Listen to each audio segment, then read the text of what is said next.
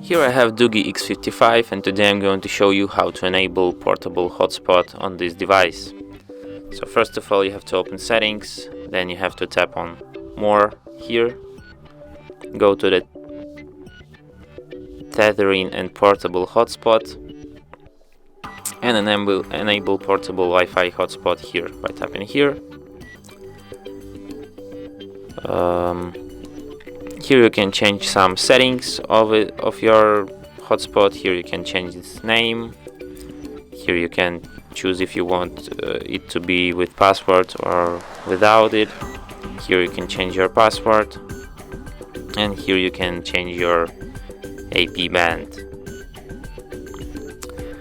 And that's it. Thanks for watching. If you find this tutorial useful, don't forget to hit that like button and subscribe to our channel.